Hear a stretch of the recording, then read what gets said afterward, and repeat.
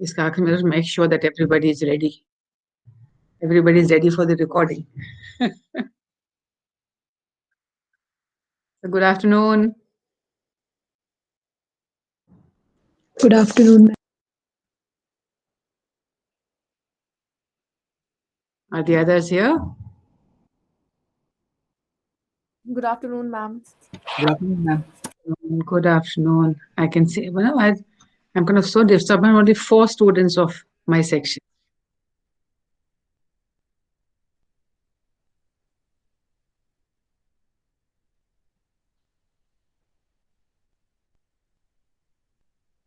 So have we thought about our discussion yesterday?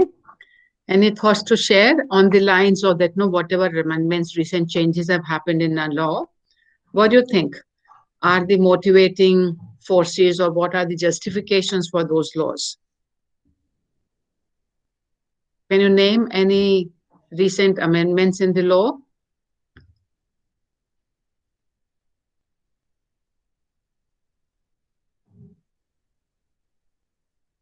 It's a recent in the last 10 years.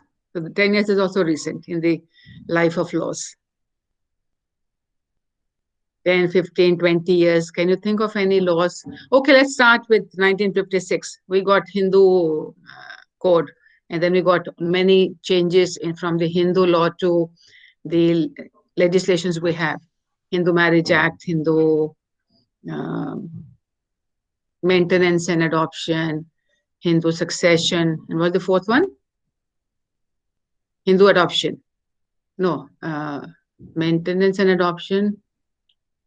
There are 4, na? Succession, guardianship.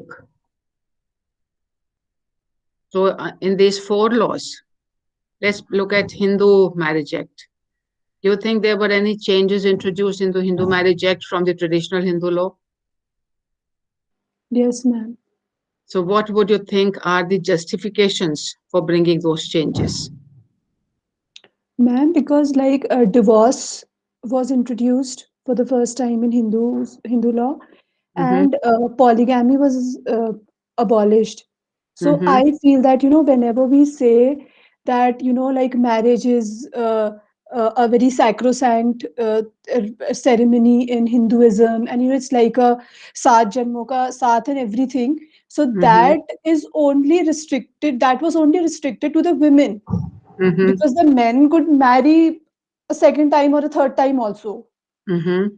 So the 1956 Act restricted that thing and brought in a sort of equality, perceived equality, not what happens inside the house. It was at least, like in the divorce and polygamy issues, a sort of Mm-hmm. equality was brought in for the first time. And I think was Mm-hmm. much required, because, when I think about how our grandmothers, like young girls of 17 and 18, they marry and they go off. And then after that, they have no rights to protect themselves. Whatever the Mm-hmm. husband does, they don't have inheritance laws, they can't have property, they can't leave the man can go any place. So I But I think still, no, all this is really good. I want you to formulate your thinking in terms of, no, we looked at primarily 3 approaches yesterday. The feminist demands for equality from 3 different routes. One route was sameness with men. Whatever you have given to men, give it to us. Or treat us similarly as you treat men, treat us. That was one approach. The second one was that you bring about changes to change the economic status of the parties involved. The third one was that we are different and we have a equality would mean that we should be treated differently. We're different but equal. So from looking at from that prism, what would you think that monogamy meant?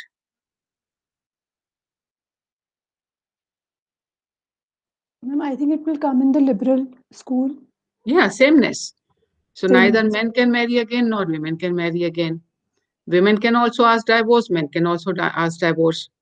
So lots of the argument, the rational thinking, the explanations for those changes will be that no, women's status was secondary, and in certain matters, not in all matters, but in many matters, they will have same status or the status of men will be also, no, the powers which were there with the men, which women did not have. So they did not say women will also have the same powers.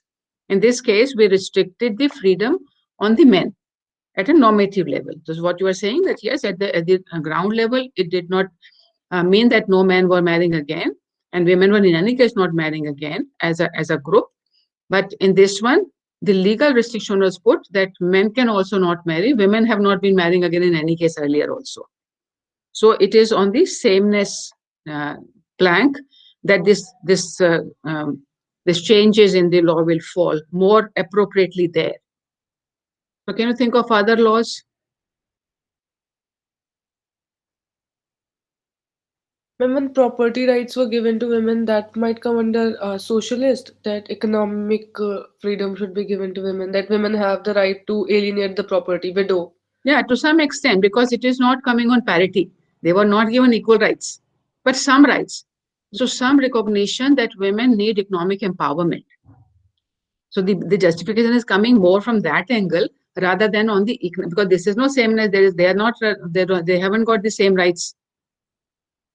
And we are all talking at the normative level of law. We are not even looking at the functional aspect of law, because Ma'am, in family law, at the normative level itself, there are lots of discrimination. So whenever the amendments are happening, what is the argument? So women are asking for matrimonial property. Why? What is their basis for asking for matrimonial property?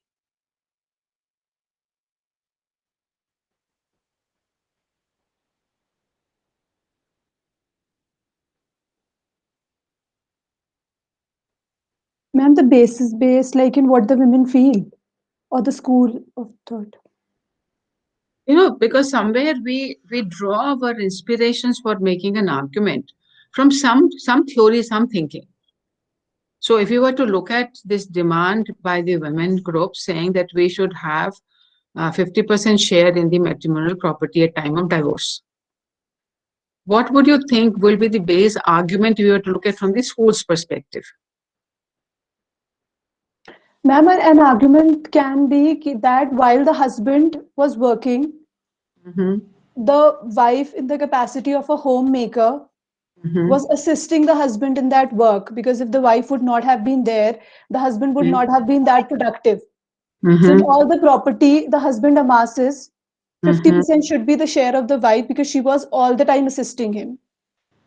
The principle is sameness because he gets paid from the office. Yes, and she's not getting But paid. my work should also be paid similarly. I'm also contributing 50% by my work. He is contributing my money in the household. I am contributing my work. So if his work has got economic value, my work also should have economic value. So this is much more will come from the economic argument, but parity argument that every work needs to be, because every work has got a remuneration. Begar is prohibited by Indian constitution also. So women can't be made to do begar and not be remunerated for it. So one can think that there's a mixing, there's a we draw inspiration from various ways of thinking. So we asked for adoption law. Mothers, married women were also given rights to adopt. What will be the uh, ideology for asking that?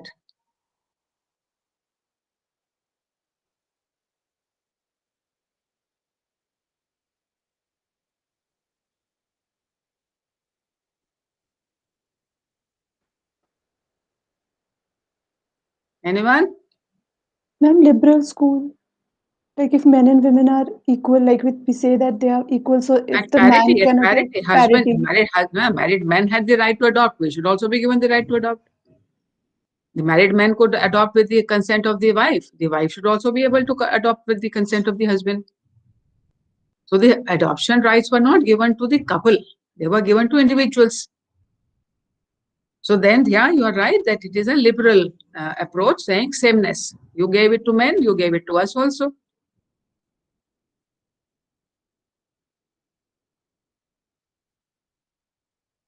Ma'am, the Any other? reservation for women Mm-hmm. and like the reserving a train compartment or jobs. So Mm-hmm. which school does this come in?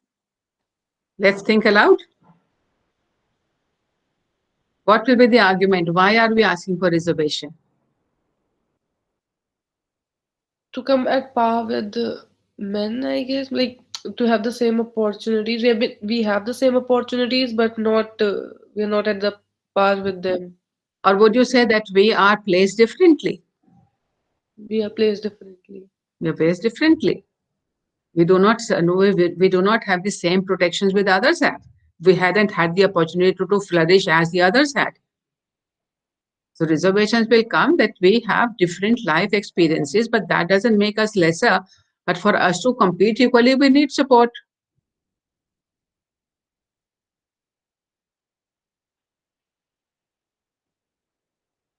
Nanya is thinking something very hard. That's the only person I can see, na? So I can react to her facial expressions. I do not know what the others are thinking.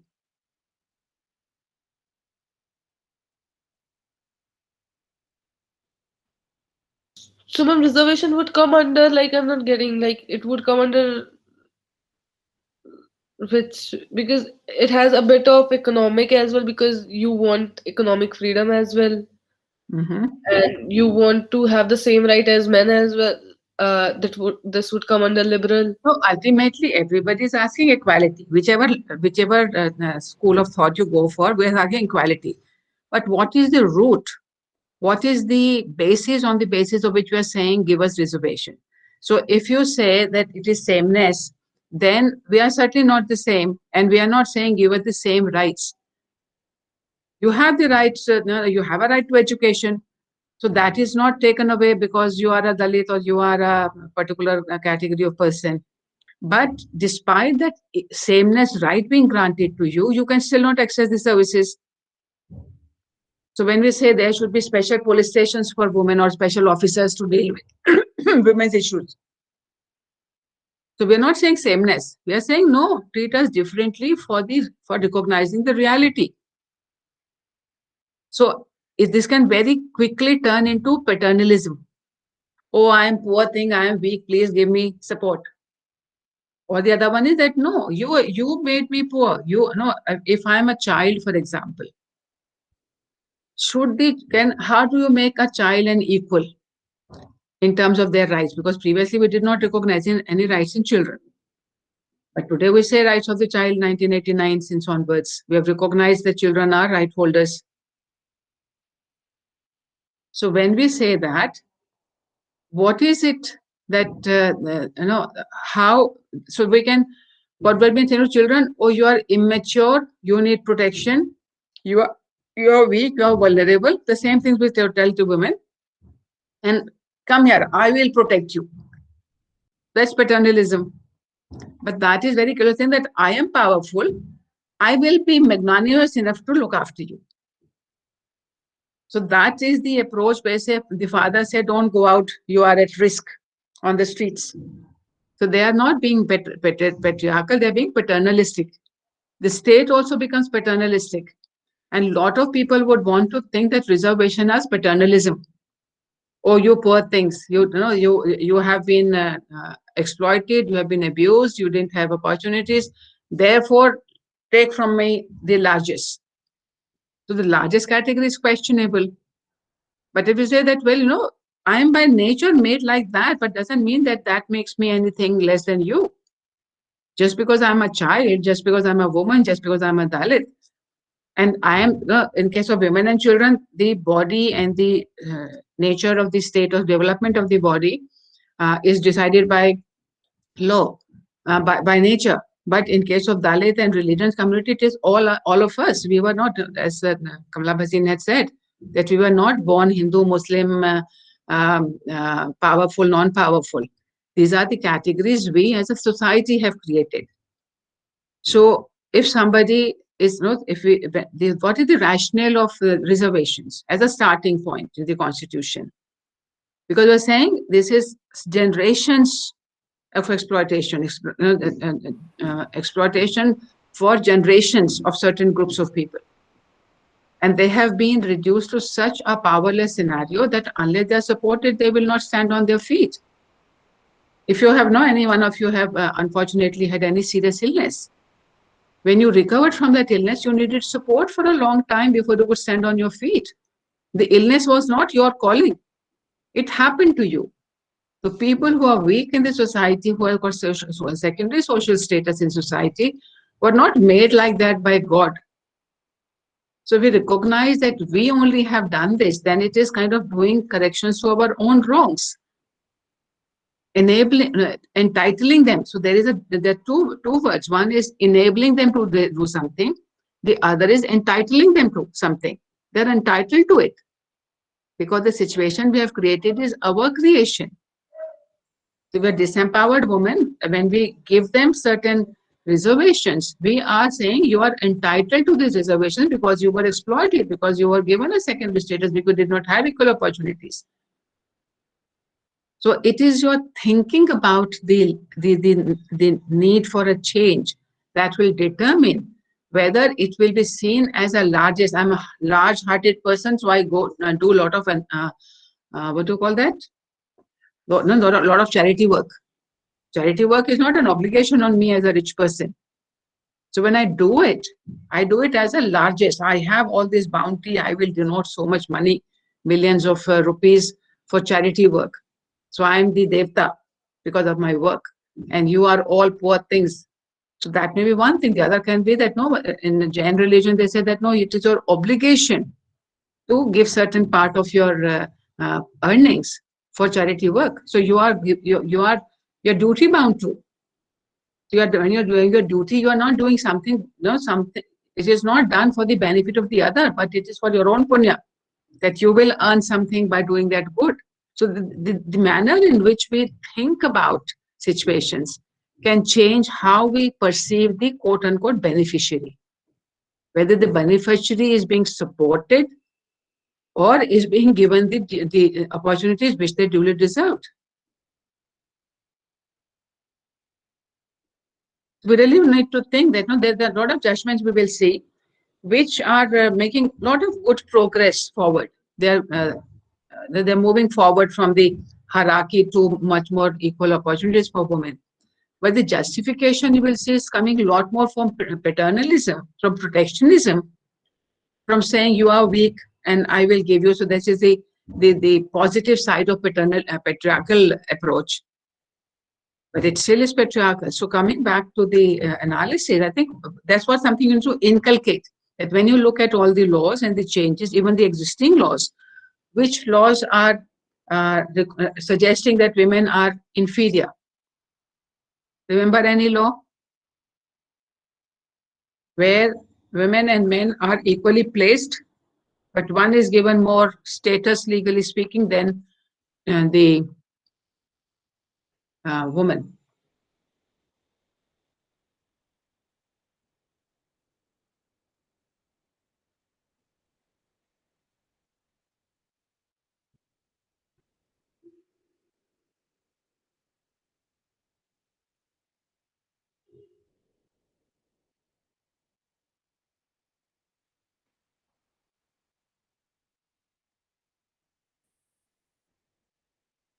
Mariam, Udit, can you think of any law which at a normative level treats women as inferior to men?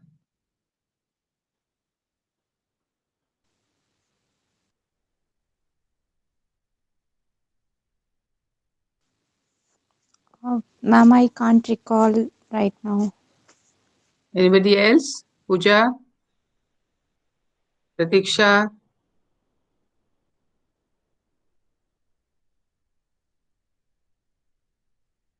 Sanyam, which class are you in? Sanyam, which class are you in? Ma'am, section A. Why would you answer for Sanyam? Oh, sorry, ma'am. I thought Mariam. No, Sanyam, Sanyam. Mariam, I can see section A. Sanyam here? Anu, which section are you in? Ma'am, section E. So why have you not prefixed your name with ZX?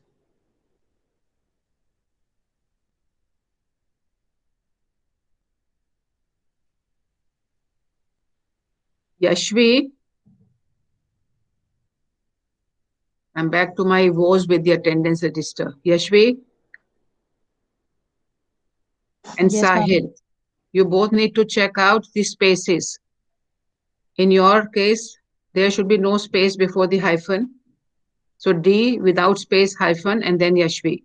Sahil, Yes, ma'am. you Yes, ma'am. also need to make sure that there's no space after D between D and hyphen, but there is space after the hyphen. Yes, ma'am. I'll edit it. Okay. Yes, ma'am. Because when you don't do this, I get into difficulty marking your attendance. Then I have to go back and forth in the list. Okay, ma'am. Okay, okay. Anu, put ZX before your name. Okay, coming back to Okay, the ma'am. question I was asking. I have talked about this earlier. Guardianship, very simple example. Both parents are placed in the same scenario, but fathers are regarded as natural guardians of legitimate children. And similarly, opposite category, the unmarried, the child born outside the wedlock, the mother is given preference over the father, but that's actually not preference. It is actually stigmatization of the parent, because we do not consider children born out of marriage at par with the children born within marriage. Their rights and obligations are different in the two scenarios. So, okay, coming back to the reading today. Has anyone read anything on Alison Jagger?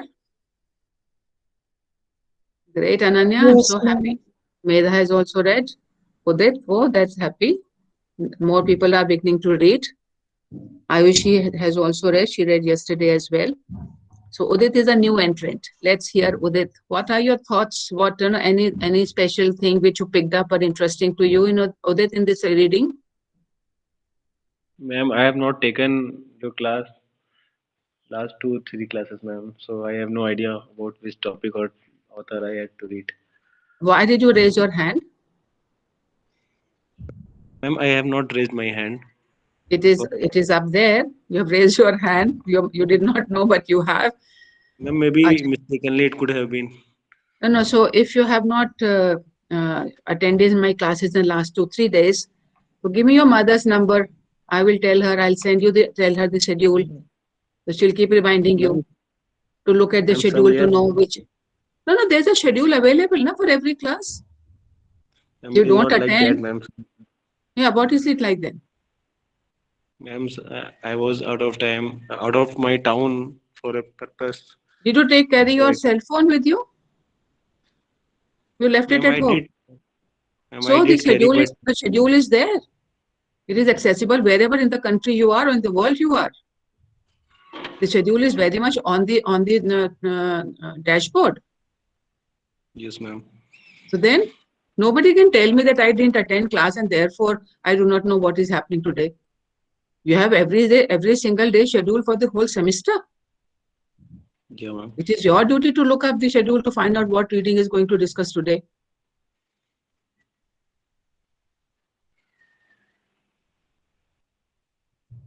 So is the hand up for Soumya? Yes, ma'am. Okay, I thought it was Udit's hands up. Now the number has changed, so I can see that the hand is gone with you. So Soumya has also read. So you're finding the same set of people are reading. I was very happy that Udit had also read, but it is the same set of people who are reading. Others are not interested. I don't know why did you choose the course if you are not interested. And so many of you have come to attend classes from the other sections, other centers.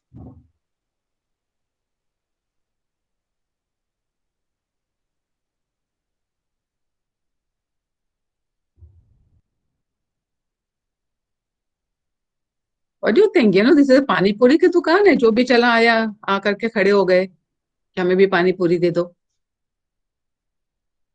Akbar Khan, which section are you in?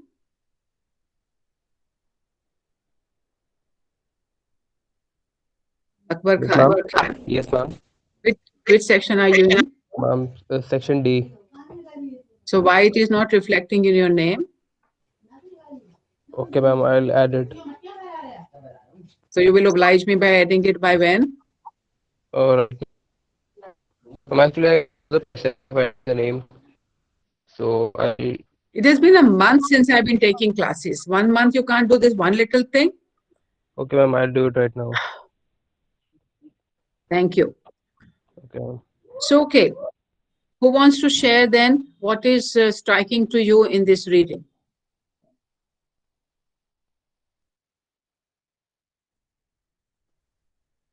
Ma'am? Yes.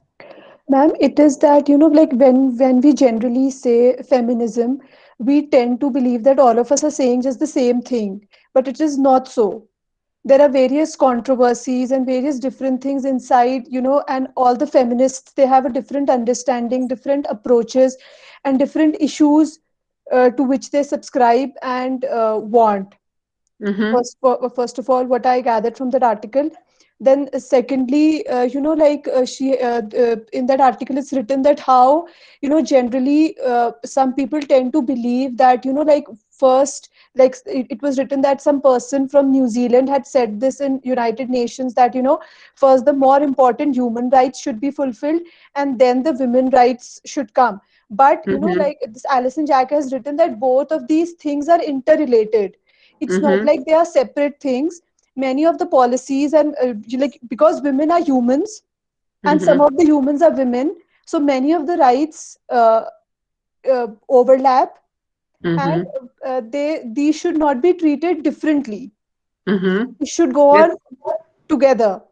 Yeah, so that's a good point. Let's find out what the rest of the class feels about this. So anyone, no, though not the regular speakers in our class and who are participating well. So in this question, Soumya, Medha, and Ananya and Ayushi are excluded. The others have to answer this. Tell me, what do you think is a human rights issue? Any human rights issue? Which you think is a human rights issue?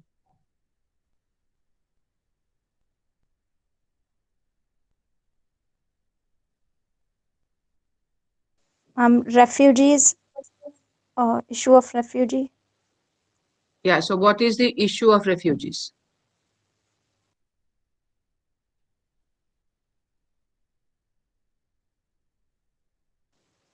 What are the concerns that we're, yeah.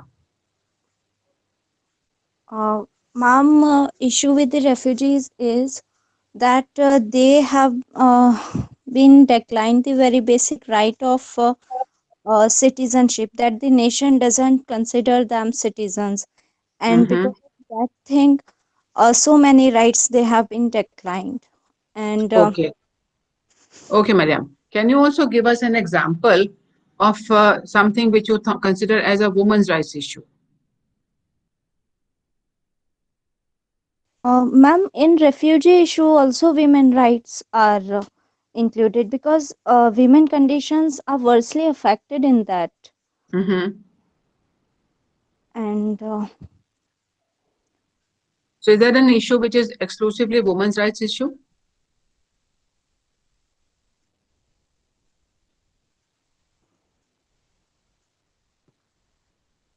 mm, Ma'am, issue of triple talaq that has been abolished Mm-hmm. was also a human right issue. Okay. So let's take these two examples. Now, Ananya, Ayushi, Medha will be the leaders for responding. There was one more name I'm forgetting just now, Soumya. So you people have to now think about, connect it to the reading and tell us how the refugee issue is also, of course, Mariam has also said, is also a woman's issue. And the vice versa, that the triple talaq issue is a woman's issue. I'll take up the refugee issue. Yes, please, Soumya. Specifically, for example, in the Rohingya crisis and in a lot of conflict zones, what happens is that when you are faced with, say, the military, and especially in the Rohingya crisis, where the military was a huge part of them being massacred and ushered out of the country. Coincidentally, women would be raped. Like it is a very integral part of any sort of military assertion in this way, where like women become the victims of such sexual violence. So leading back to the reading, that's what she talks about, how even though human issues, they are common, and both genders or all genders face some common basic needs. Say like if you are poor, then there are some common problems that you face as poor people. But a woman, as a poor woman, she may face other issues, like she may not have health care for to survive her pregnancy, or the necessary like medicines or care. So that's what she said. Ki, there is another layer and complexity when you talk about an issue which is specific to a certain gender, and so it's not very easy to just, while addressing what the New Zealand representative had said at the convention, that it's not as reductive as that. Like, you can talk about feminism to a poor woman, because her, even though she is starving and that is a primary need, her her subordination as a woman is also a huge factor of her starvation. As like there was this one statement in the article itself which said ki, if you are a poor person, the food that comes, it's more likely to go to a boy, the boy in the family. Right. So Meda also had her hand up. Ma'am, I would like to cite an actual example. Like, all of us know about it generally, but like when the partition of India and Pakistan took place, so like many women were raped. Obviously, it was not like the men were not affected, but the women were like being further subjected to rapes, and some of the women of either side were like kept back by families. And like, I had a friend whose family migrated from West Kashmir. So it was his grandmother that time. She had a 4-month-old baby with her. So the baby was also exclusively her responsibility to breastfeed her and all. And then secondly, when they were leaving that town of West Kashmir, so when the village people realized that they would not be able to save, quote unquote, save the women from the marauders, so decided to put the women in the village school and just burn all of them up along with the building, inside the building. They were ultimately saved, but this shows that how women are disproportionately affected in a conflict situation. And like, coming to triple talaq, like generally we can say it is a women issue, but that the women who is getting that triple talaq, she may have sons, and then that boy, how he grows up, he is getting maintenance from his father or not, his mother is getting maintenance from from her husband or not. So all these things will reflect on that boy also when he grows up. Yeah, that's one angle to triple talaq. The second angle is that after divorce, where does she go? She returns to her natal family. It affects that family also, which has got brothers, which has got fathers. So the lives of women are so integrated with the men that anything, if a woman is raped, so whether rape is a woman's issue, are the men not concerned about their wives, their daughters, their sisters getting raped? So when we say the domestic violence, is it only the married woman's problem? It's not her natal family's problem also. The women who are getting abused or discriminated against, they have whole families consisting of men and women. So to say that there is something which is exclusively a woman's issue, to say that no, I do not have any relationship with any woman in the world, including my own family. Because your family may not be abusing, but the family to which your sister or daughter goes to, they might be. She might end up in the same scenario. So therefore, to say that there are, so when we say poverty, and the point was well made, I forget now whether by Soumya or by Meda, that when the family is poor, the woman's health in terms of producing more babies, because they do not know how many will survive. So she has to know the poor people do not get operations done after the first birth or the second birth, because they do not know whether these two children will survive the childhood. In our family, when we, in our age, when we were children, my mother gave birth to 8 children. 4 of us survived, and we were not the poor family categories as such. And this has been the category that, when we say that poor people have so many children, because they are not so sure how many will survive. And that ultimately, from where are the children coming? From the woman. So poverty in that sense also, when it's a water scarcity, is it a human rights issue or a woman's issue? When tap water reaches homes, who does it impact more?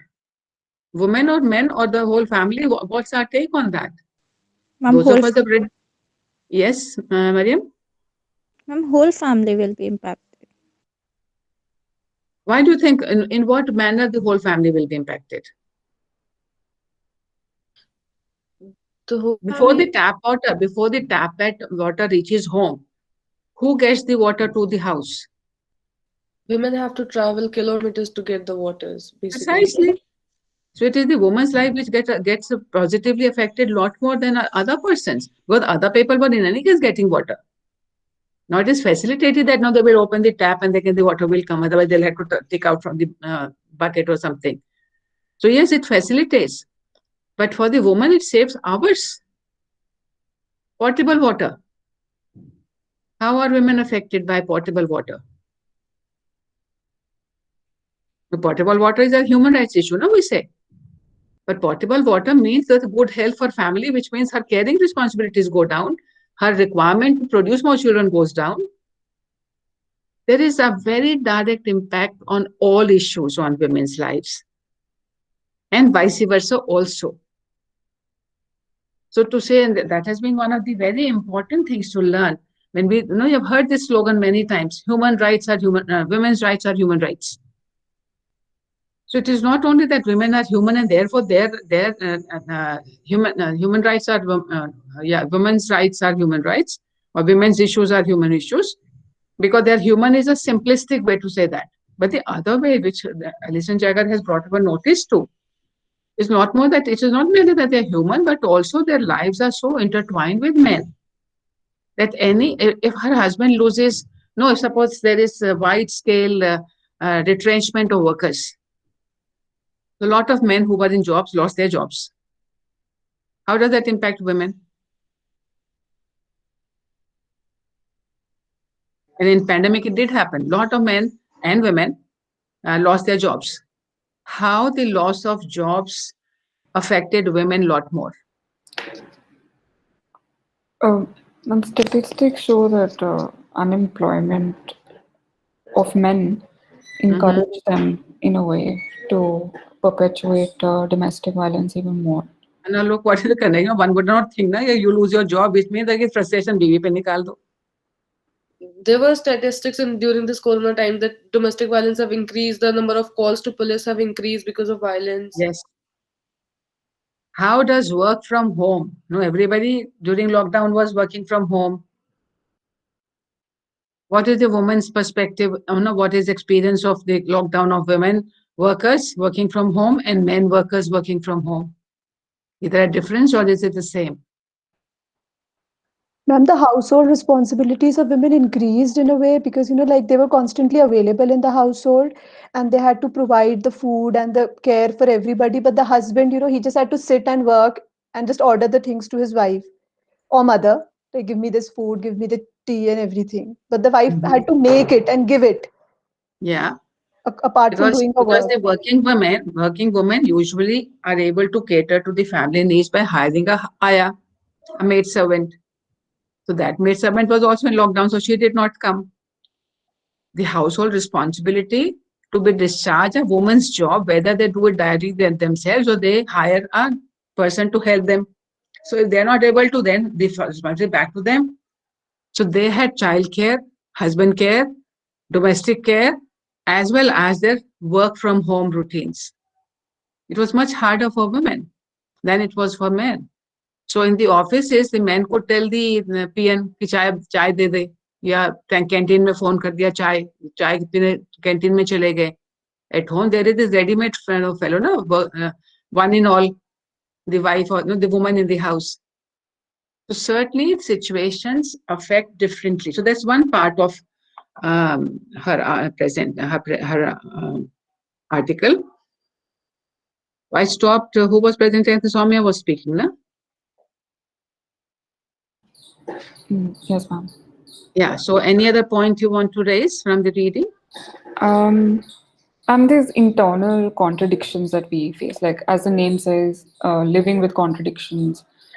And I think before we go to the second, there are two parts basically. One is this one whole, this whole emphasis on, it's, very deridedly we say that, oh, you talk about women's rights when people don't have food, they don't have shelter, they don't have clothing, they don't have jobs. You want to focus on women's rights.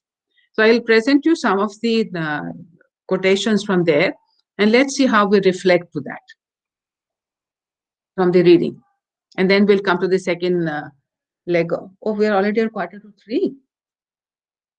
Maybe then we will not do that. We will go to the second part. We don't have time for that. But because I'm saying that I don't want to spend time to read what is there. We want to connect it to our lives. So, okay, what is an example of the contradictions? Ma'am, one of the contradictions that she pointed out, how you want sexual liberation for women, but then there's eroticization of the female subordination. And where when she gave an example of lesbian sadomasochism or something. So in that scenario where the woman is through free choice participating in these structures. For example, a lot of the times when people talk about prostitution, in defense they say there are some women who go into prostitution, or for example that discussion we had about Sunny Leone, that she was a free participant in the porn industry. But then there's criticism of because the porn industry and prostitution, it is inherently cornerstoned on female subordination. So what do you say to women who freely participate in that? Because you do support their choice to freely choose what they do with their body, but then the structure that they are participating in is patriarchal, or if not talking about patriarchy, just very directly subordinating the woman's body to the whims of the man and for the man's consumption. So these are one of the contradictions. And from my own personal life, I don't know, something about feminization of myself, like how I choose to wax my body. That is something inherently, which is, again, I mean, I am adhering to a beauty standard and a sort of policing of my body. But then at the same time, I have internalized this beauty standard, and I do not, and I also choose to present myself in the way that I want to. But even in that scenario, I'm also, even though I'm choosing to wax myself, it's not a free choice that I'm making. So something as simple as that, or then there's been like conversations with some men or boys in school, or some people that I've met from a very different background than me, and I would consider myself very like a privileged English-speaking category person who's living in a city.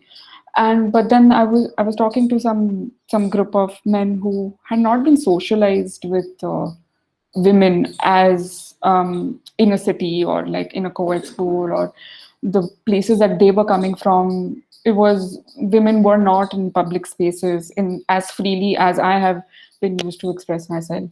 So there were a bit misunderstandings in that scenario where I was feeling offended or uncomfortable, but I understood that was not their intention. So I realized my privilege in that scenario, but I also felt the misogyny that was coming from them.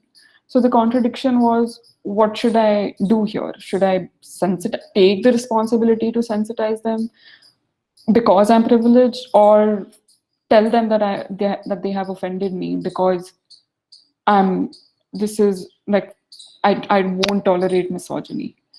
But then the nuances of misogyny is that, I don't know, for men it's like so these are like 3 examples that I have from personal experience. And I really related to the article because I deal with these contradictions quite a bit, and more that you learn about feminism and types of feminism, more complicated it gets, and more schools of feminism. It's you like, especially the argument about free choice and participating in patriarchal structures. That's one of the main contradictions which sticks out to me personally. Yeah, no, I just realized that we have a 2-hour class today, so we can actually go back to the reading also and reflect on what our take is, or what can we relate to that statement or not. So this was what Soumya had mentioned, that in New Zealand they said, oh, you're talking, there's such an important human rights of water, home, food, and talking of women's rights is nonsense. So, and it is kind of taking from there the commonsensical assertion that she saw women's basic and presumably non-gender human needs should be addressed before the special needs of women. And this is what she's challenging in her article. Feminists are rejecting those kind of thinking, recognizing that moral and public policy issues cannot be separated cleanly from those that are and those that are not of special concern to women. There is no women's issue that are not also men's issues. And we took some examples. When a woman is subjected to domestic violence, there are a lot of other men in her own family also who are distressed at her distress. Or if a woman is raped, the whole family is very concerned. The availability of adult childcare and abortion, for instance, has significant consequences for the lives of men as well as women, affecting, among other matters, women's dependence on men and men's power over women. Do you agree with this statement? Availability or otherwise of childcare and abortion has significant consequences for the lives of men as well as women. I don't really.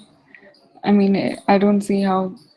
I mean, men choose not to take a lot of this responsibility, or they learn to not take responsibility. And as for abortion, I mean, you could talk about fatherhood and them wanting a child, but abortion, I think that's strictly to do with a person with the uterus. So I'm not. No. What is it saying? It is saying that if the childcare is available, abortion facilities are available, it affects the mother's dependence on men and men's power over women. They become freer. That's what the statement is saying, no? Right. Also, this she will be positively impacted. This is what it is saying. Right. Yeah, that's what I couldn't understand when I was reading this as well. The women will be freer. They will be less dependent on men, and men will have lesser power over women. If women had, so certainly it will affect the lives of both. If the childcare and abortion is available. So suppose sometimes we say that it will affect men also, because if they can have an abortion and the man does not have the capacity to have more children. So they will also be affected in that sense. If the childcare is there, then this whole burden that who will look after children. A lot of couples do not go for children. Married couple don't go for children because the wife says, I cannot look after children. No, I'm not going to give up my job, and there's no childcare facility available. So we will not have the child. So in that sense, it affects men also, that their workers will also be facilitated. And it certainly decreases the dependence of women over men, and it decreases the men's power over women. So understand the consequence of this sentence. On the other hand, since men and women typically are not what lawyers call similarly situated related to each other, there is a gendered aspect to virtually all moral and public policy issues. So this is what's reflected, that there will be, because the moment we make a gender neutral category, because they are not similarly situated, there will be a difference in impact when you're making a law. But we make it, many times we make it a generalized progress in a certain area. It is usually incoherent to assert that feminist issues are more or less urgent than human issues. Feminist issues are obviously human issues, and human issues invariably turn out to have a feminist dimension. So, refugee example fits in here. That if you say refugees, displacement, and all the torture and all the uh, upheaval they go through in their life, it has a feminist dimension, which Mariam also mentioned. So this is what she is also saying. Water, home, food, which are seen to be as the primary human rights issue, is often more difficult for women than for men precisely because of women's subordinate status. And the availability of these necessities typically has different meanings for men's and women's life. So if there is paucity of any of this, men get the chunk of it. Okay, how many of you have got 2 cars in the house? Who uses those 2 cars?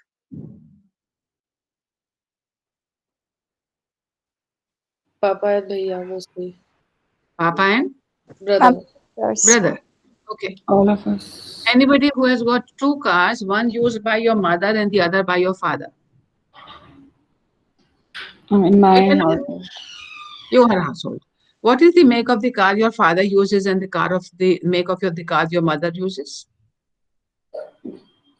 My father usually has, but my mother, since she just started driving, she uses a smaller car, but like she practices on the bigger one as well, so that she can use that. But I don't know, it's a bit indifferent between the two. My father uses both. Because we usually found that there will be both the cars will be there. Usually the bigger car will be with the men, the smaller car with the women. In Russia, my friend said, no, it is the other way around for us, because women drive carelessly. And if they have a bigger car, other people respect bigger car more, and therefore they will not hit her. So the reason for the bigger car was not that she was a better driver or anything, because she's a worse driver and bigger cars are respected more on the road.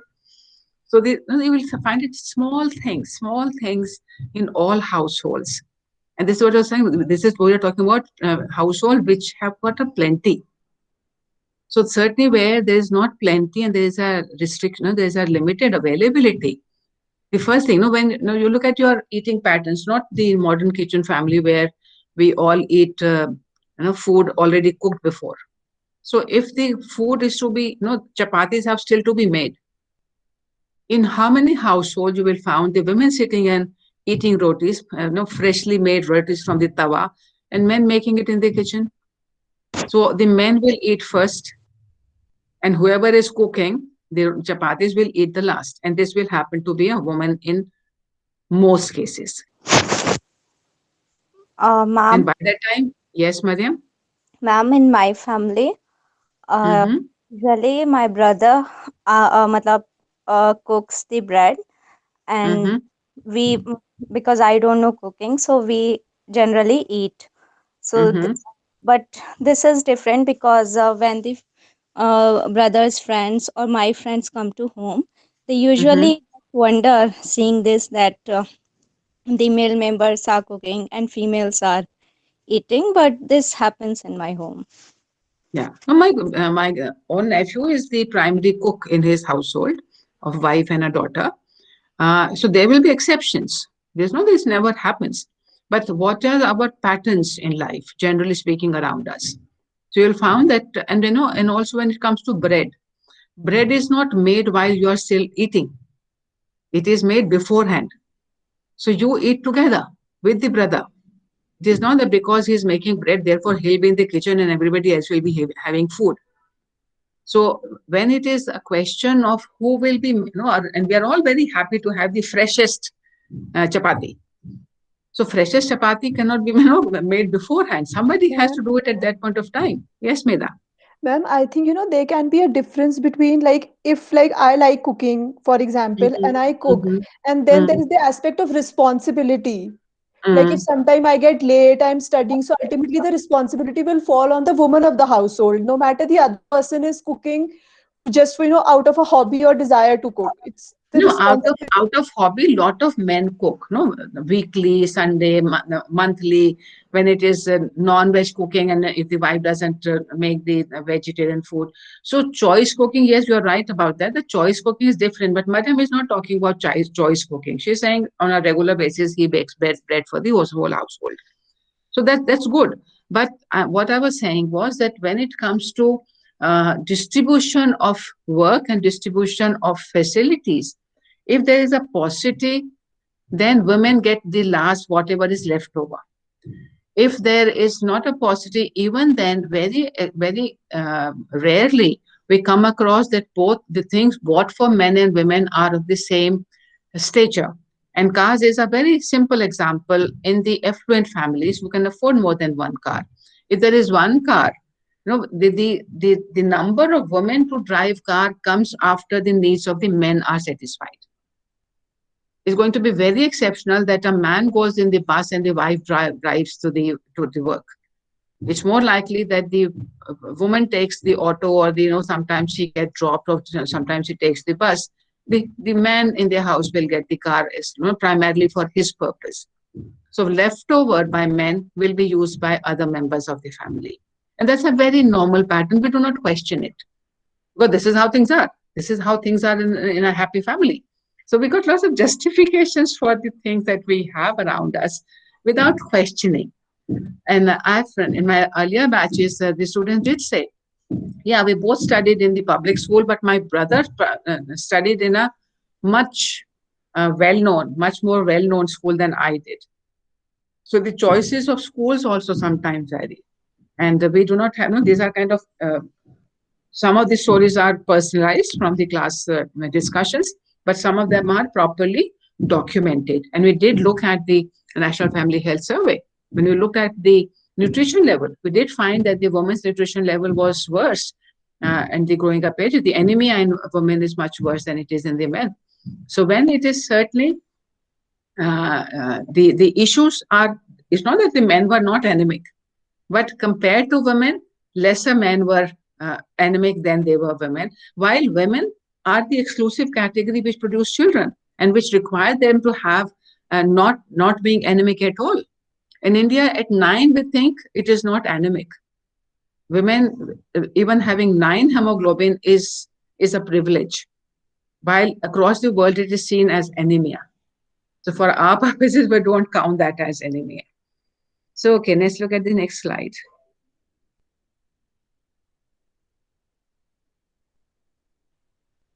Drinking water, we already talked about. Infant mortality rates are high, birth rates are also high, with deleterious consequences for women's health and opportunities for life that goes beyond childbearing and child rearing if there is not potable water and not easily availability of drinking water. Food, malnutrition and starvation affect women and girls worldwide far more severely than men and boys, because more of the available food is given to males.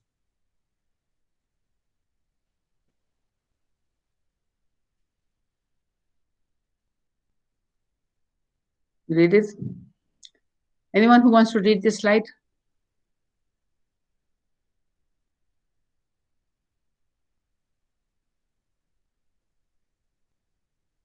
Ayushi? Please read loudly the slide.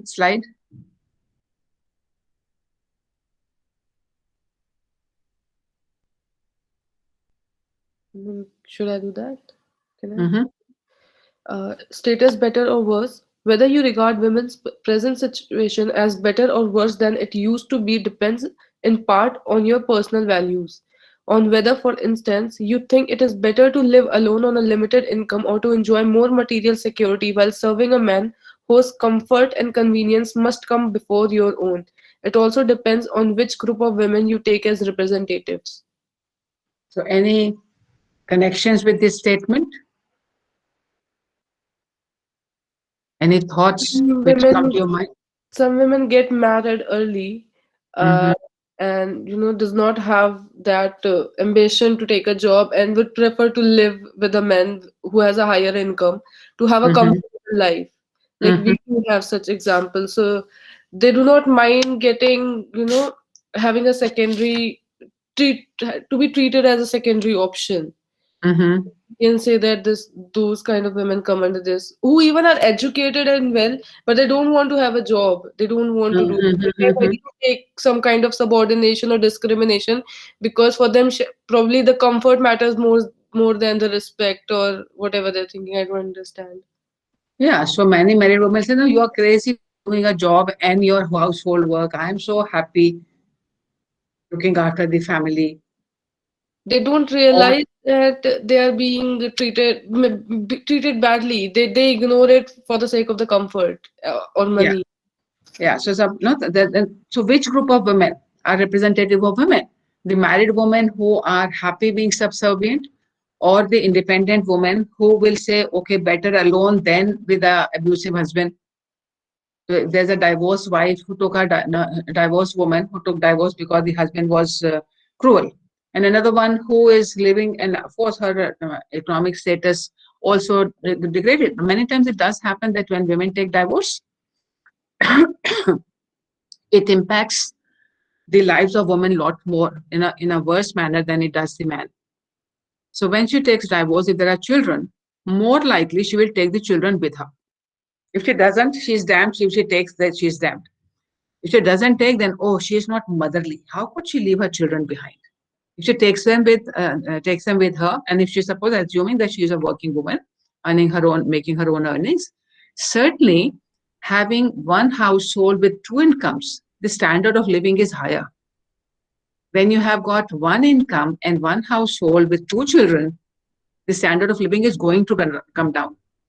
Now, children start blaming her for reducing their status of life. So she is the one who is getting, bashed up for if she leaves them behind, she's bashed up.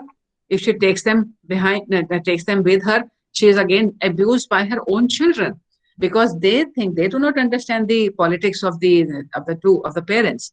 They only understand that they have been taken away from a big school to a smaller school. They've been moved from a bigger house to a smaller house. Their standard of living has come down. This is for them is of material importance at this point of time.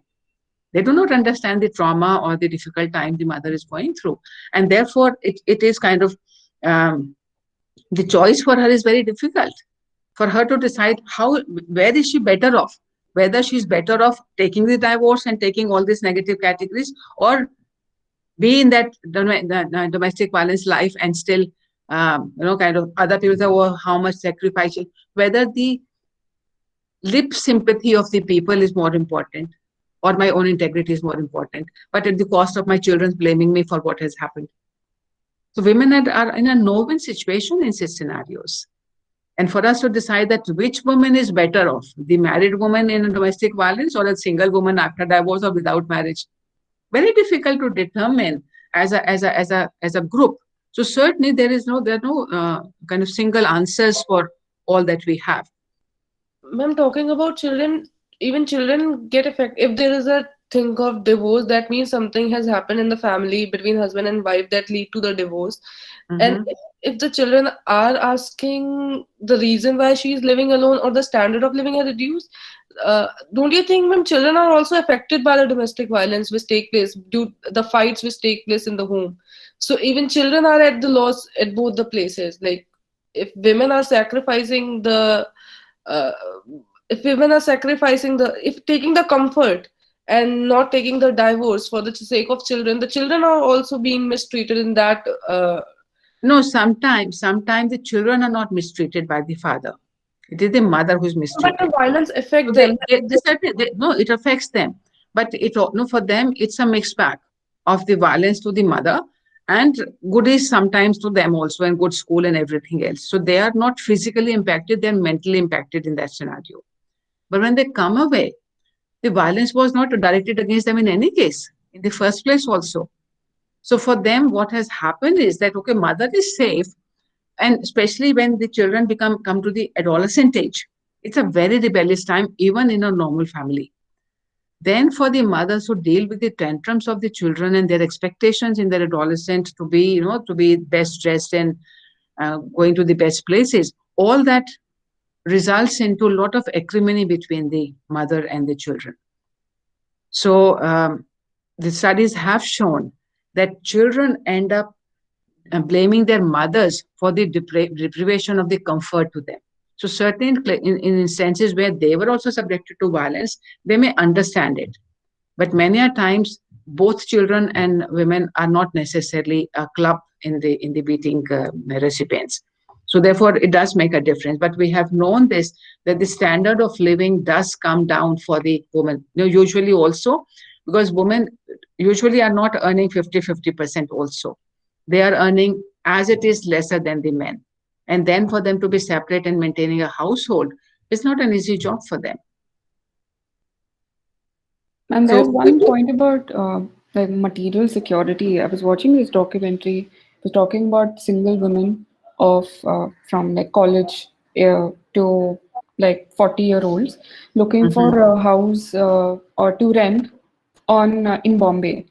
And there were single women, and all of them they face this problem that the societies they weren't ready to give the house on rent to a single woman, or the places that they did find weren't safe or were too expensive or not in the right condition. And a lot of the times, even if the woman was 40-year-old, she had to take her father's permission or some character certificate she had to get from her office, or the father had to come himself to certify that she is a bona fide rent seeker, tenant. So even if you have a limited income, you're privileged, you're ambitious, and you can take care of yourself, it's just structures around you will not enable you to do that. The other thing which the single women face, if they have male friends coming and visiting them, it's very easy to put the charge of prostitution on them. Yes. To that extent. So certainly, single men also do not find it easy to get housing, but the charges of they doing prostitution work is not put on them. So if a single woman is there and so she'll have to make sure that no visitors come to her house. So if God forbid a male visitor came, whether a friend or an office boy or anybody, it has to be a male if that person is visiting her house, then she is doing prostitution and the police complaints will be made. So women have a very difficult time and therefore to determine that so certainly this woman, this single unmarried woman has got a lot of freedom. She can go places, she can do things she wants to, but the other obstructions which she faces in her life, so whether she is better off or because we were talking about the other day also that many women in domestic violence would prefer to take a judicial separation than a divorce, because the tag of being married is still important to them. So there are lots of this difference in the manner in which different people experience their status of being single or not. So women, in spite of unevenness in contemporary women's situations and uncertainty over just how much has been achieved by a quarter century, some things are clear. Women are still evaluated primarily by a standard of sexual attractiveness that prizes youth, slenderness, blondness, and the absence of visible disabilities. Anyone who has seen or given matrimonial advertisement for matrimony? Yes, ma'am. So what are those asking for? What should be what are the requirements laid down for women, for the bride, and what are the requirements laid down for the groom? Ma'am, requirements for bride generally are a fair, a tall, and beautiful. मतलब physical. English speaking भी होना चाहिए. Yes, Yeah. ma'am. And homely. Yes, ma'am. So English such kind English of speaking and homely. Homely in the English language actually means badsurat, but we kind of say they're family kind. So our Indian homely is different than the English homely. And Yes, what are the ma'am. requirements? And What are if the there is requirements some, for men? Yes, Ananya? and if there is some disability, I won't say, if there is some not matching to the criteria, then you have to compensate it with the money. That also comes. That okay, she has some with this feature, so you pay us more dowry or something like that. Yeah, yeah, yeah. So as it is, women are inferior, so dowry has to be given in any case to make them equal. But if you got more disability, then more dowry. So men,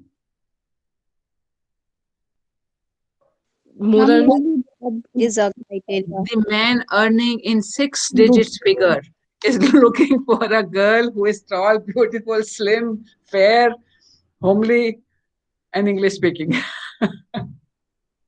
Ma'am, I certainly, haven't received a biodata of a guy, unfortunately. So there are all the things he used to do this college, and there was nothing about him. It was all the amount of money he earns, the amount of places he owns. There were everything based on financial and materialistic thing. Everything. There was nothing about the guy. Ki what is this guy? Does he do? What college he belongs? Nothing. There was only financial things and the other things that he wants a fair girl, English speaking, from a good college, studied in a good college, but a homely who stays in home. So they want अच्छे college से पढ़ी हुई लड़की जो घर में भी रहे and should know how to cook and sort of things. bilkul, bilkul, bilkul. I remember, as a ragging category, when I was in second year. So some students were ragging the first years across the college. I was in Hindu, sitting on the bus stop waiting for a bus. So a boy was sent over to me to make proposal for marriage. So he came and said, will you marry me? So I said, no, why should I marry you? He said, my father has got this, my father has got that, my father has got 2 cars, lots of things he said. So I said, no, should I marry your father or you? So that is the criteria, that because your father is all the things, then I should marry your father instead of I marrying you. So certainly, the point which she's making is pretty clear, that it is the appearance of the woman which is still seen, and the sexual attractiveness of the woman. And if you're seen as cold, then it's not. No, you should be also sexually attractive and interested in the warm. We are stigmatized women if we are stigmatized if we are not perceived as heterosexual, and to a lesser extent if we lack a male partner. And this I experienced during my stay in England. There was so much pressure on girls to have a male partner. You like it or not, but you don't like this man, try another one. But you're seen as, there's something wrong with you if you do not have a male partner. A substantial gap between the earnings of full-time male and female workers remain. We know this. And they are certainly the higher, it is much wider at the lower end of the educational spectrum. Women and our children predominate in the increasing ranks of the poor. Reproductive freedom is incomplete and even more limited for poor women. Childcare facilities have spread rapidly, sometimes franchised, but they receive relatively little public subsidy. So this is all agreement. That means, whatever differences we might have, these are the points of agreement. Women, including full-time employed women, still do most of the necessary work involved in child rearing and household maintenance. Many older women live in poverty. Many girls are subject to incest, and many women of all ages are beaten, harassed, and raped. Anybody who has a disagreement?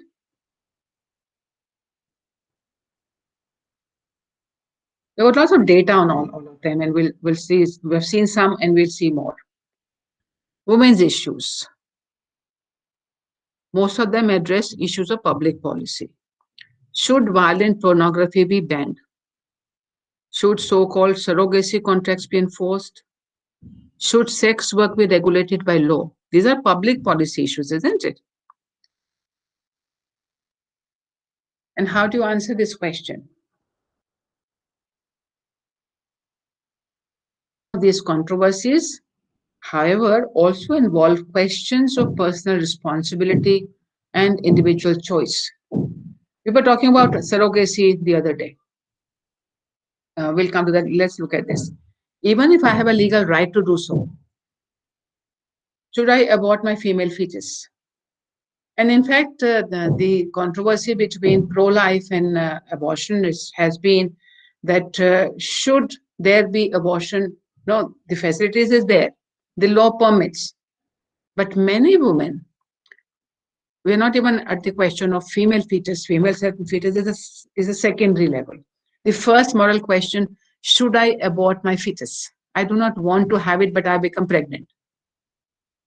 A lot of women go through this moral issue that even though law permits me to, failure of contraceptives. So it did happen. And the film was Badhayo. You've seen Badhayo? So Yes, this middle-aged woman becomes pregnant.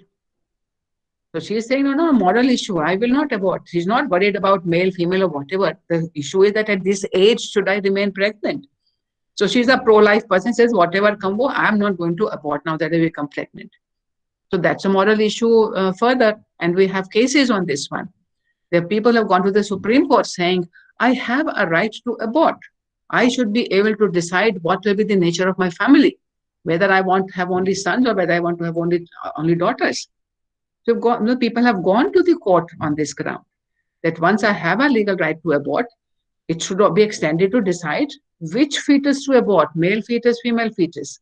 It should not be necessarily gender blind. Should I eat meat or join the military? Or put my limited political energies into working against nuclear weapons rather than providing shelters for battered women? You know, when I talk about issues like this, when I talk about activism in my classes, and I speak of women's rights, I talk about children's rights and all that. So one student told me, ma'am, why are you not running an NGO? The choice is that should I do my activism in my classroom, or should I leave the classroom, for black and white teaching, black and white law, letter of law teaching, and therefore I should do my activism in the NGO. So people do make choices. For me, my choice is that my activism has to in educating, opening people's mind for them to think critically for themselves. I do not want to, I will do my activism work whenever, in the manner I want to. I will write articles, I will address the community in the meetings, but I do not run an NGO. But one student said, no, madam, you are such an activist in your thoughts and everything, you should run an NGO. He's not the one to decide whether I'll run an NGO or not. This is my free choice, and that's what this article is about also. That just because I have a legal right, how do I exercise? Must I exercise that right? Or no, people say that, no, you are talking about equality of women, but there are all these poor children dying of hunger. There are poverty deaths because of starvation. So that should be the issue you should be taking up rather than the issue of the middle class women. So certainly people have got choices to make. Women in armed forces, what are the conflicts? At first sight, militarism appears to involve women primarily as fighters or taxpayers. It turns out to include such questions as whether the value of militarism are compatible with those of mothering, and whether women soldiers may be sufficiently or alternatively too sexually attractive to men. So what is the objection armed forces have for having women amongst them? Now we are increasingly opening up more spaces for women into the army. So what is the argument for and against? Ma'am? Yes? Ma'am, I don't know the exact argument, but like I have relatives in the army. So, can I just say something which they told me? Mm-hmm. So, ma'am, like my brother-in-law, okay, he's a major. So what he said was, he was like, like they have women officers. We have women officers in the army, and they were having a camp in the forest. Mm-hmm. Okay, somewhere like 15, 20 kilometers outside the nearest guest house. So they were having this camp, and there were like 5, 6 officers, and I think 3, 4 women officers, and around 150 to 200 jawans, and the NCOs and JCOs, all of them. So the way of working over there was the male officers, they used to stay in the tents in the jungle itself, but the women officers were staying in the guest house, the nearest guest house, which was 15, 20 kilometers away. So so he said that, like, if, we have so many jawans, we have like 200, 250 jawans who are like boys, from background, which, they haven't seen women in powerful roles. in their households and daily life. So like we can't, like suppose there is an open toilet, a toilet which doesn't have a roof or a ceiling, and a lady officer goes to use the toilet, so like you have to, like be, you have to increase your surveillance to each and everything a person is doing. So like, so like protect those women officers. And so those women officers, they were staying in the guest house, and every day the CEO used to send a car for them, and they used to come in the daytime and then go back in the night. Okay, so like Yeah. after 3-4 days, the CEO said to them, see, you just stay in the guest house, you think of this as a holiday, and we will do all the work here, because I can't spare a car, I can't spare it anymore. So then the Yeah. male officers were working, and the female officers were deprived of that work, and they just had a sort of holiday there in the guest house. Mm-hmm. So do you think it's good or bad? Ma'am, obviously it's bad from the career point of view. It's not bad, but but when we see from the practical necessities of the No, but ground level, from yeah. the ground level, like we have the Jawans, and those people are not sensitized, and maybe some of the officers are not sensitized for that matter. Mm-hmm. So like it's a very complex situation. Like it's not easy to say, just put the female officers on the camp and everything will get resolved itself. It's not like that. Mm-hmm. It's a Mm-hmm. complex situation that involves work on many fronts. If you have to bring women at par with men. I met a captain in the police force. I know she was in the army or she was in the police force, but she was in the forces, all right. I forget now exactly where. I think because she was a captain, so she must be in the forces in Nepal. She was barely 5 feet. And she said she is into the trainings. She trains the new Jawans. And I said, no, ma'am, look at her. There's no less than 5 feet tall, thin girl. And she is the officer. I said, Miss, do they really, the Jawans listen to you? He said, I have to use their own language. So I use the same language. But for me to think that, this petite woman can be commanding a training camp, for me, that was starting. This was kind of more than 10 years ago in Nepal. And India was nowhere near that. So somewhere you are right, Medha, that we are not wanting to change the culture. So even the officer will be treated as still the woman. She's not an officer. And if the officers themselves do not think that they are at par in commanding control over their troops, certainly the troops will not think so. And we have seen this in your criminal law case. What is that name? Kanwar Pal Singh or whatever, that IPS woman who was slapped by the IG police.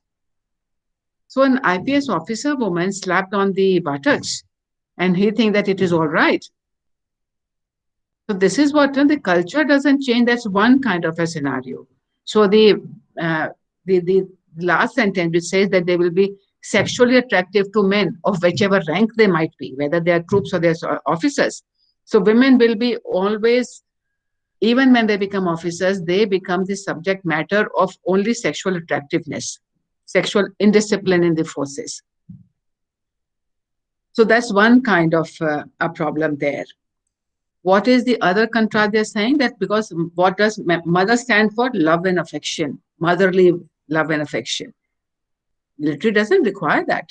What are the characteristics we require in a soldier? To be ruthless, to be brave, everything else which is not a mother.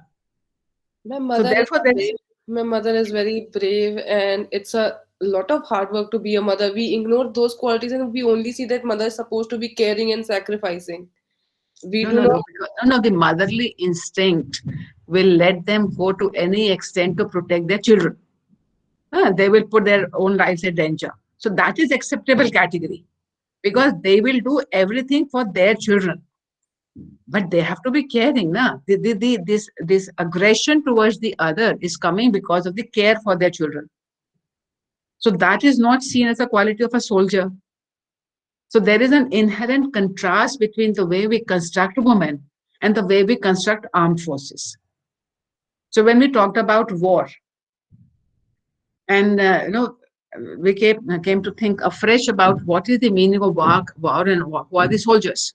So soldiers, we always thought the soldiers on the border fronts, but today we all know that our healthcare workers were the soldiers in pandemic. So this was a war against pandemic. The definition of war, the definition of soldier changed. We kept on saying, no, these are our real soldiers. So these real soldiers were not having the same qualities as are supposed to be the soldiers on the front, on the border front. So certainly the terminology changed, but there is the inherent contradiction in the so one is that women are there for peace. They do not want conflicts. But war is all about conflicts. So should women join the forces which are primarily meant to deal with conflicts?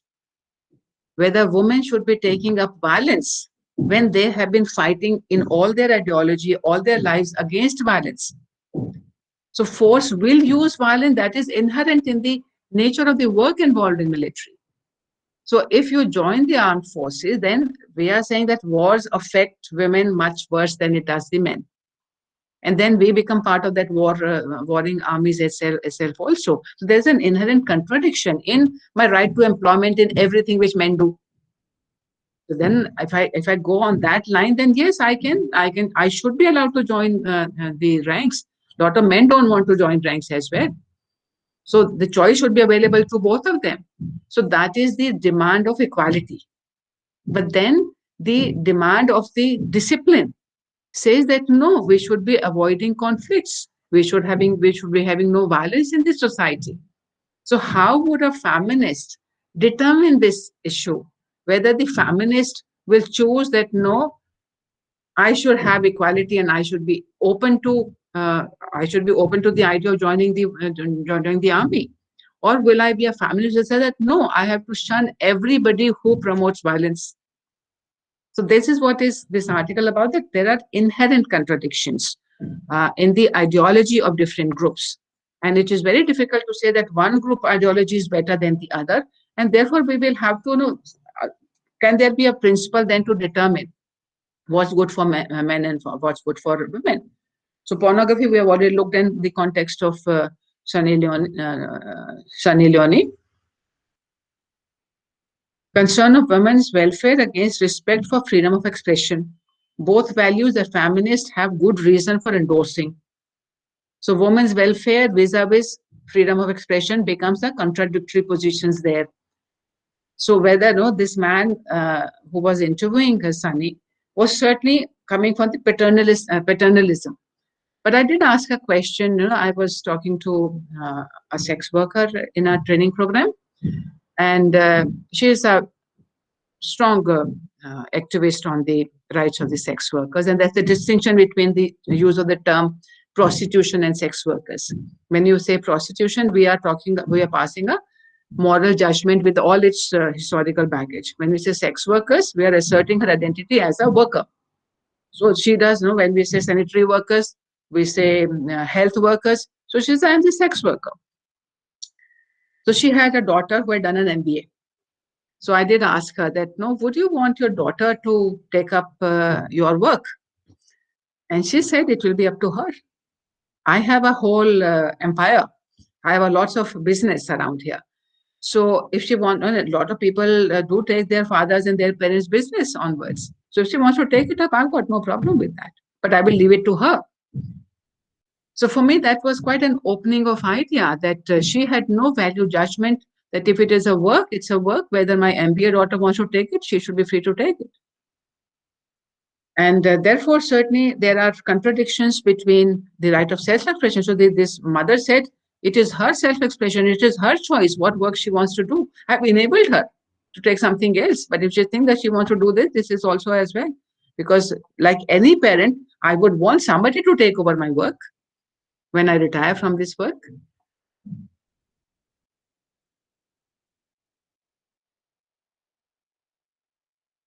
Feminist opposition to militarism and other forms of violence seems to conflict with feminist goals of promoting women's economic and physical independence when these are expressed through desires for a career in the military or determination to defend oneself physically. We say, okay, women are getting abused, they're subjected to violence on the street, they should learn self-defense. So at one level, the choice whether I want to learn self-defense or not Should it be a compulsion for me to learn self-defense because it is unsafe? Or should the safety can be ensured through other means of telling the men not to do not to impose violence? So somewhere, are we training everybody else to do self-defense? How many men learn self-defense because they are under threat from on the streets? But for women, and now it is being promoted that they must learn self-defense for their protection. So there are various other means of providing protection as well, but we put the burden on women to do that. Even issues such as rape that are problematic for all women typically affect some groups differently from others. For instance, women who cannot afford cars are especially vulnerable to rape by strangers. I remember this. I was teaching in LC1 since the start, since 83, 85, and we were at Mandir Bagh.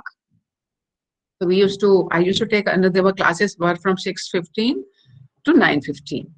And sometime I would have a class up to 9:15. And after that, I'll walk to the bus stand, take the bus and reach home 11 o'clock or something, sometime 10:30, quarter to 11. So, and that was kind of okay. It wasn't bad at that time, no? In 85, it wasn't very bad. So there was fear inside, but I had no bad instances as such.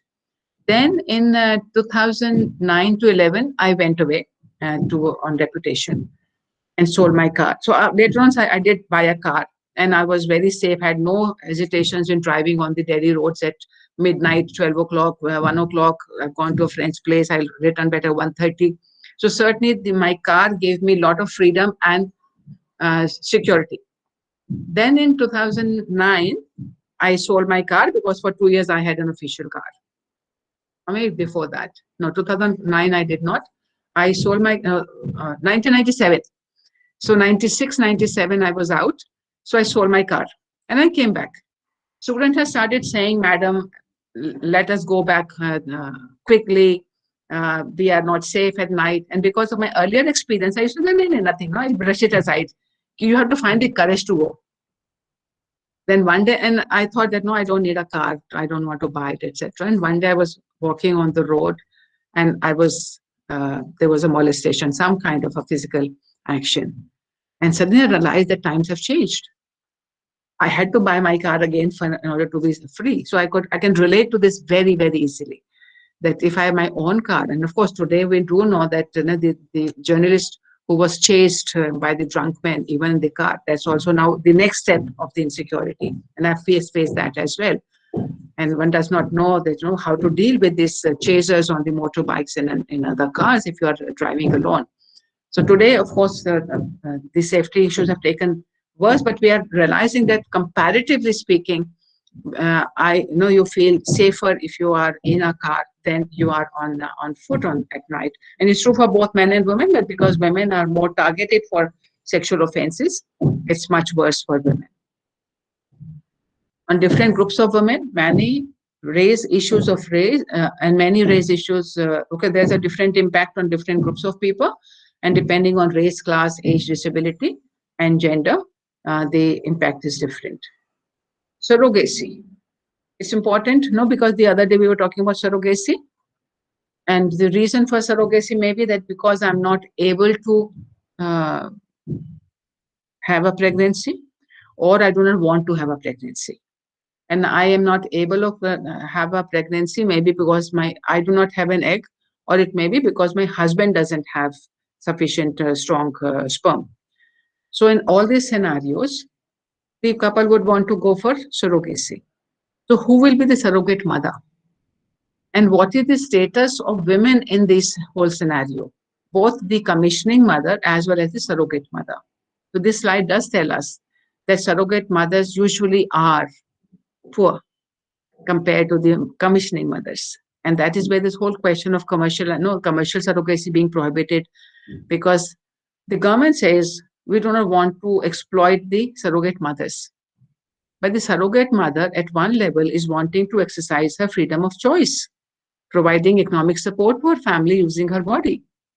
So should we prohibit it for doing that, or should we provide her with support so that she can have a safe pregnancy and earn some money? So these are again difficult choices that not so this woman who was not the commissioning mother, especially if she has the egg but the sperm is not there, she can still have her own pregnancy through IVF. And so the technology may be supportive of some mothers, some women, but it may be exploitative of other women. So whether we should allow the surrogate mother to have the choice of deciding whether she wants to rent her womb for money, or whether we say that no, human beings cannot be the subject matter of transactions. So we've got again difficult choices, the contradictory choices to decide. Okay, where are we now?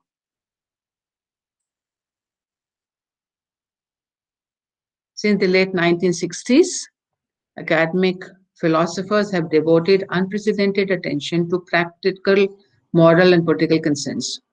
Often they have described these concerns as issues in applied ethics because they have hoped to resolve them by appealing to or applying the general moral or ethical principles, articulating ideals such as freedom, justice, right, or the general welfare. So that will be the purpose of the changes demand for the law will be to justice, rights, and freedom.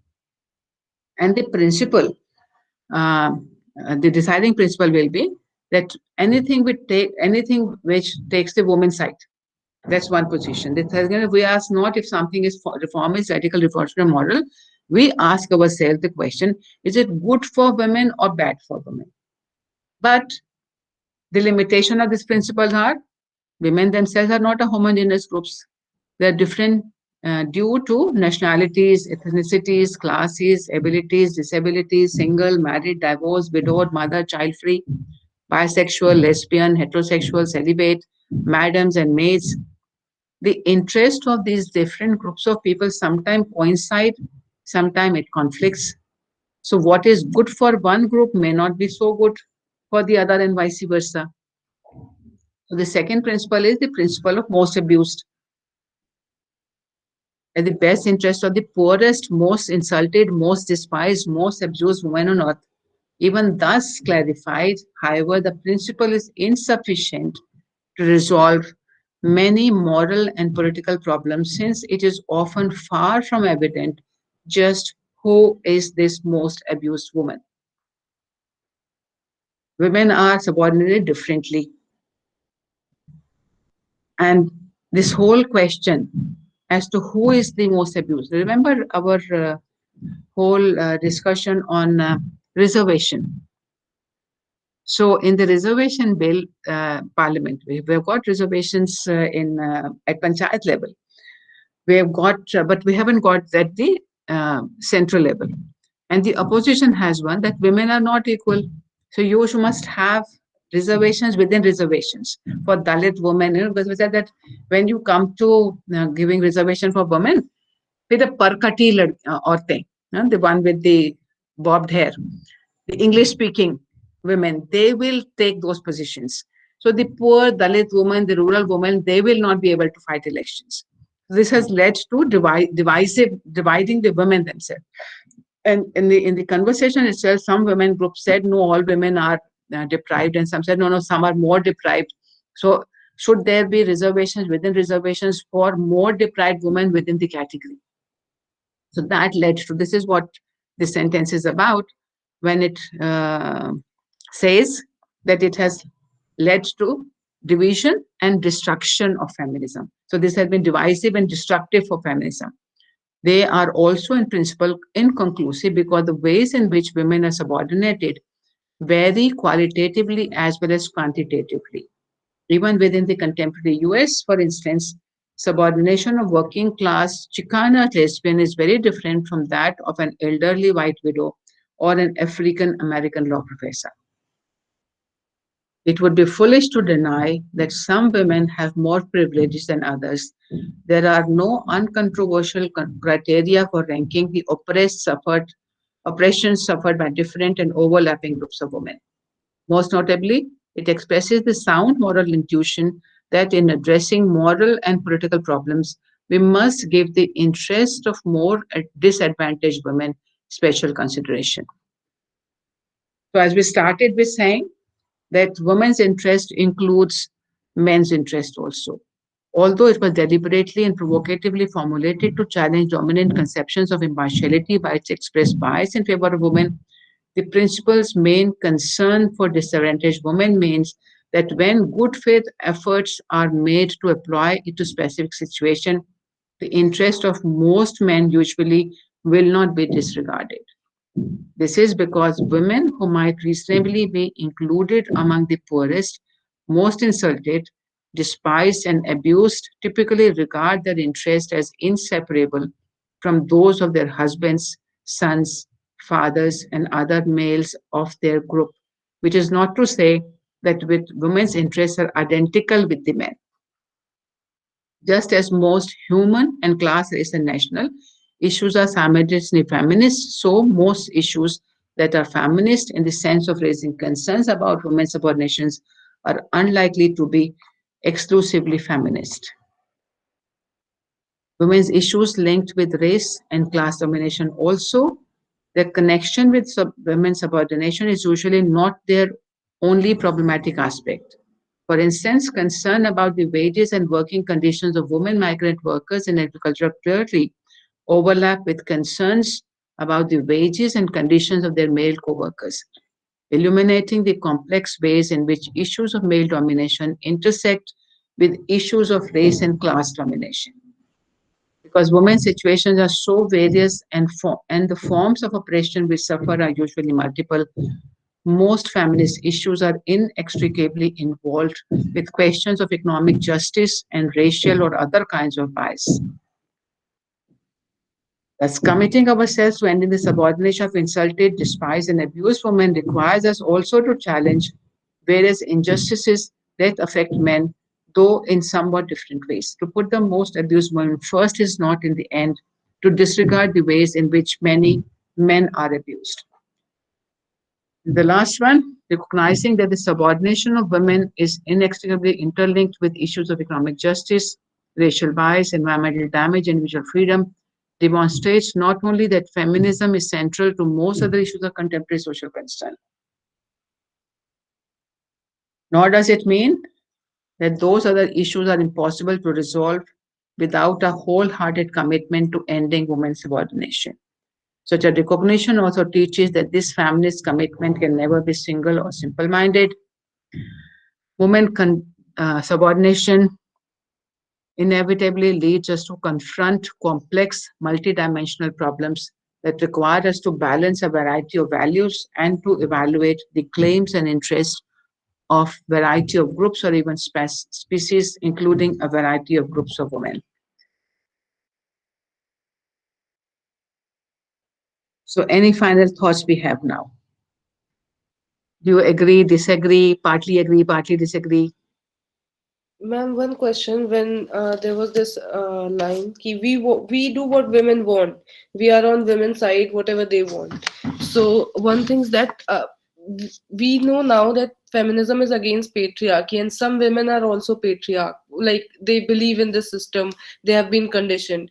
And one example can be taken, ma'am, of hijab. Like some women openly accepted ki we do it because we want to do it and it's our culture, but we also know that somehow it is one of the restrictions. I don't know how they perceive it, but it's a restriction by the men for the women to cover their body. So how we look at this, if we are supporting this women accepting some of the patriarchal thinking, then how do we talk about feminism in that way? No, that's another example of the conflict. The conflict, the one value is of self-expression. If they want to do it, let them do it. The other one is that no, they are doing it because they are not aware. So this is my judgment on them. But it is also carrying forward the philosophy, the values which you have been taught, like covering your body. There was a researcher. She was doing a research on women in the hills. And she found out that women are working across the year after year and day after day. Their work never ends. Men work very hard for 3 months when they have to raise the crop, but for the 9 months, they're just sitting there and ordering around. They're just enjoying their lives.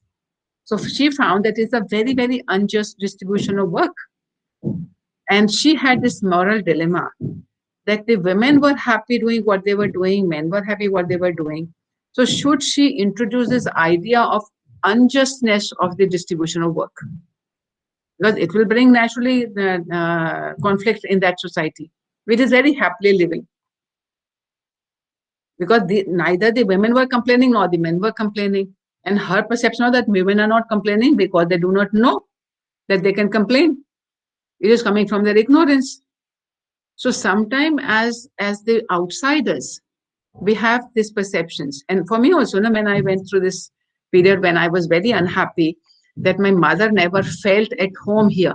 She could not make any demand on her husband when she's in this house, but she made demanded when in her own house. And my interpretation of that situation was that she doesn't feel that this is her home. I never asked my mother that whether she was showing off her husband that, no, look, I come from an affluent family now, we can spend this much money. Or was she feeling that, no, she had more freedom, more capacity to demand things in her natal family than here? I never asked her. So I think we really need to have conversations with those others rather than putting our value judgments. We had the example where in Andhra Pradesh, and again this happened in Gujarat as well. So in Andhra Pradesh, they built a lot of housing for the tribals. And the tribals were not coming and living in those places because we were all educated. We thought that, no, having the toilet in the house is important. So all the houses were made with the toilets inside. And they said, no, we do not live in the houses where the toilet is inside the house because the whole house then becomes malign. In Gujarat, after the earthquake, some groups made really, really very pakka houses which will stand even 8 Richter scale earthquake also. And people were just not taking them. They came and then they left that, no, these are not suitable. So for the villagers, most of their things are on the hooks in the walls. And the walls in these houses are made with such concrete that you cannot put a nail in it. Such a small thing. But their lifestyle cannot accept that having nails, which, having walls which cannot have nails or for their things to hang on them. They were not ready to take them. So somewhere in our zeal to do things, we do not consult the affected people.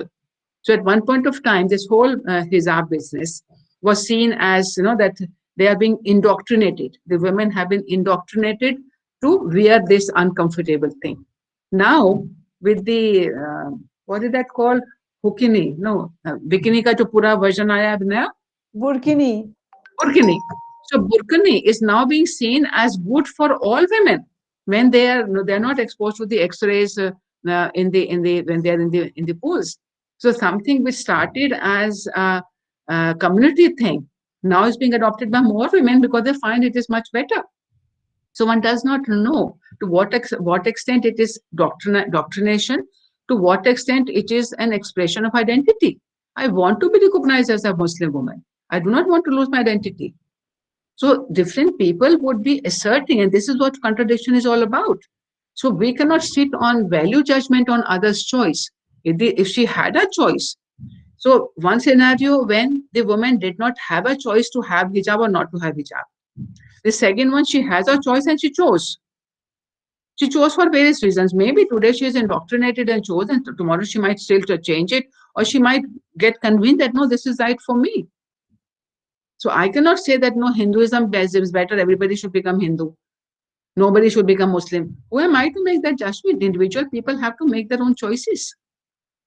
So in that sense, certainly our discomfort is there when some of the choices educated, quote unquote, educated women make. We think, oh, they are being indoctrinated. They are leaving their public. Now we've got this actress, forget now, Dangal woman. She said, no, I will not be into the public sphere. To what extent it is a free choice, to what extent it is threat by the people. So there are certainly individual cases which are difficult to decide. But on a principle level, I would still say that, no, one has to have conversation, but we cannot have a value judgment. Ma'am, So, okay. Yes. ma'am, actually, I went to the LC1 office 3 to 4 days back to change my email ID. So they said that as for now, you can personally matlab contact teachers to send their invitation, and for future we are changing your ID. Yeah, but last semester they immediately used to send me an email saying this email has changed. So therefore I asked you. I'll put that. That's all right. Okay, ma'am. So you are logged in now using which ID? Ma'am ये तो institutional ID है but तो हो रहा है access?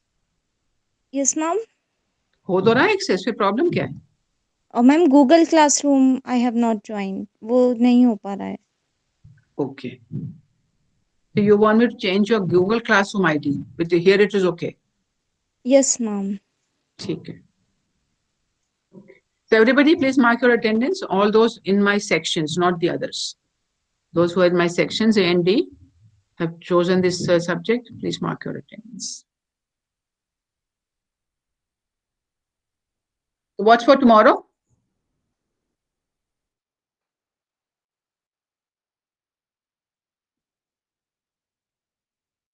Oh, tomorrow is your tutorial day. So any leftover concerns, any more discussions on this subject?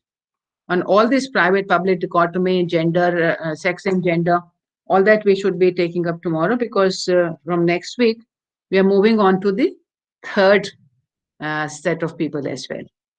So tomorrow will be your last chance to get your basics in place in relation to sex and gender distinction, role of sex and gender, the private public dichotomy, the schools of thought, various approaches to thought.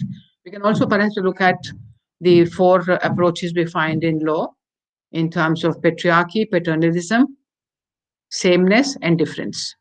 Which laws reflect which kind of approach? We can have a bird's eye view of that.